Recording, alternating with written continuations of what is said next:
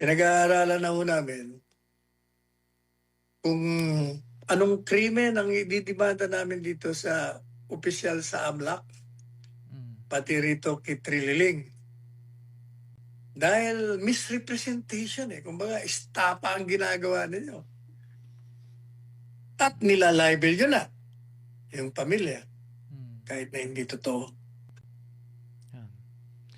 Ayan po, Attorney Sal. Sa kaugnay naman po na issue, Attorney Sal, sa panig ng AMLAC, dahil iniulat ng Anti-Money Laundering Council na may kabuang 6.77 na bilyong pisong halaga ng mga transaksyon sa bank accounts na konektado kay Vice President Sara Duterte at sa kanyang asawa na si Manasseh Scarpio na na-flag din bilang suspicious at covered transactions mula pa noong 2006 hanggang 2025.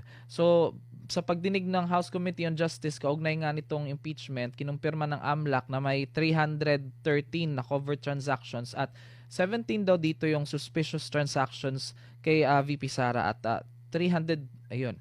So, may mga halaga daw na hindi malinaw ang pinagmulan o patutunguhan batay sa record. Napansin daw din ng AMLAC ang pagtaas daw ng transaksyon sa ilang taon, kabilang yung mga panahon kung saan umabot sa daan-daang milyong piso yung annual transactions.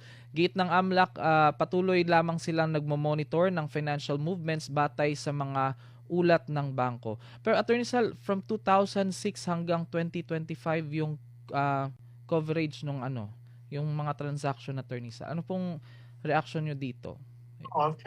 Directed. Ganito yun yung sinasabi kasi ng AMLAC, kinukumpirma nila yung mga bank accounts na meron ng ganong bank accounts. At kinukumpirma din nila na merong ganong pera doon sa mga bank accounts na nabanggit. Pero, teka muna. Alam po ninyo, bumalik tayo noong 2016. Noong 2016, yung mga bank accounts na yan, inilabas na ho yan ni Trilling. At ako ang nag-abogado kay Presidente Duterte noon.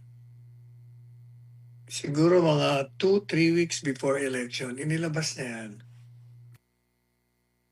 Unang-una, yung mga bank accounts, kung totoo man na bank accounts yung binilabas niya, may problema na kagad doon kasi ang naglalabas lang ng bank account, ang bangko na may order ang hukuman.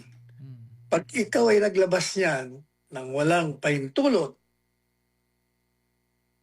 na idinidikta ng saligang batas na hukuman lamang ang makakapagpadala ng isang kautusan upang ilabas yan, o kaya naman, voluntaryo na nilabas, illegal yan. That's number one. Number two, nung nag-wave si Presidente Duterte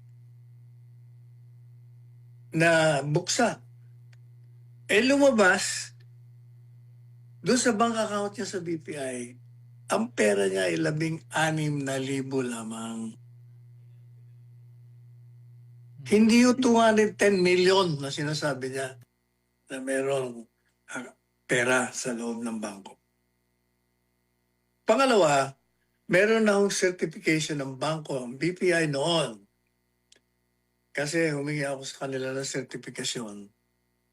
Magpadala kayo ng pahayag o certification na mula nung binuksan niyang account na yan, walang transaksyon, walang deposito na umabot sa 210 million pesos. At sila sinabi nila talagang walang ganyan. Meron dito 16,000 ang balance niya. Ngayon, inulit na naman ngayon ni Trillanes yan. Inilabas niya. Ito namang AMLAC. Alam niyo, nagpalit ng ano yan, nagpalit ng direktor. Kasi yung dating direktor, pinipilit nila na gumawa ng mga payag-laban dito sa mag-asawang BP Sara at Manscarpio. Pati na kay Presidente Duterte, kay BP Sara, kay Hanelet, kay Kitty Latcha, kay Pulong. Meron silang pinagagawa. Ayaw gawin, kaya pinalitan. Oh, yun. Ang AMLAC, ang trabaho po niyan, pag humigit ng half million o 500 piso ang deposito mo, automatic na monitor na nila yan. Minomonitor nila ang pasok at ang labas ng pera mo.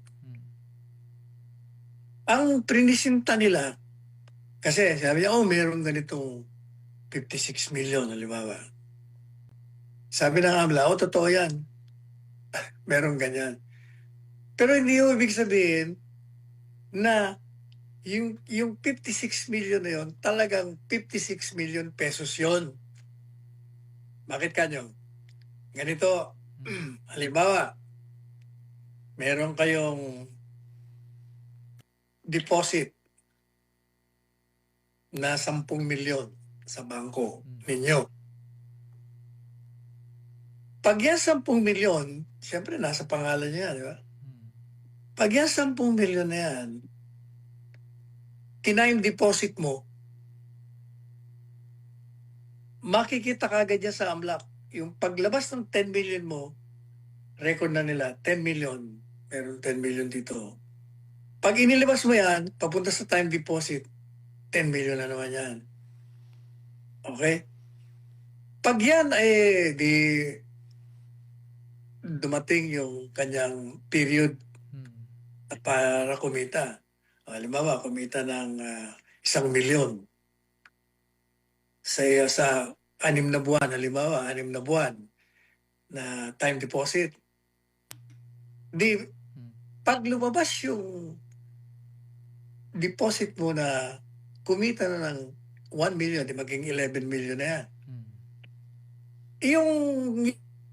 Yung 11 million na yun, makikita sa record yun.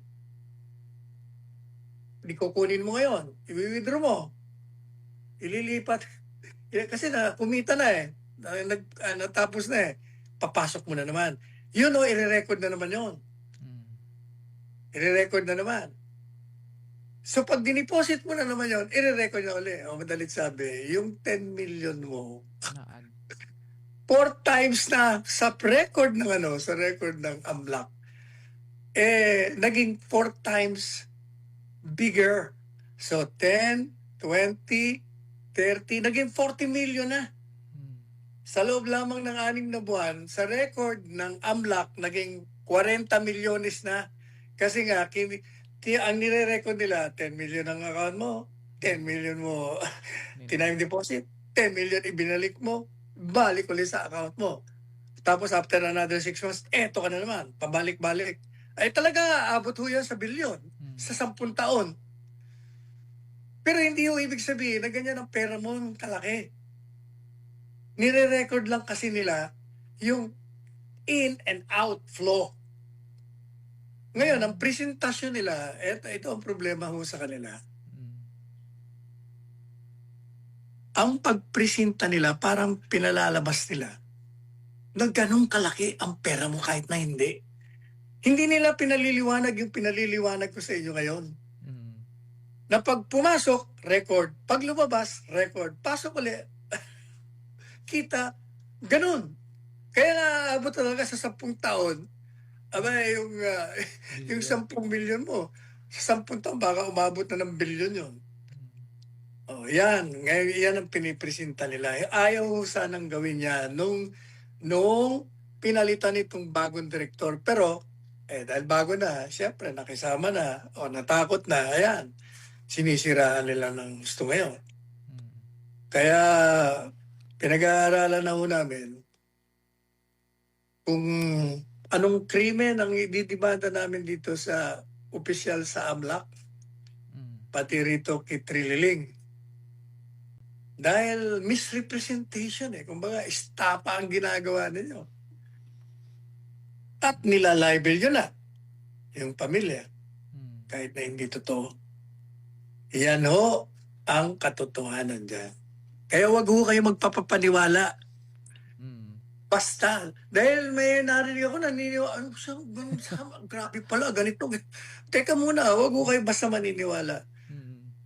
Tandaan nyo ulitin ko, ang AMLAC nire-record yung yung deposit, yung flow inflow, at outflow.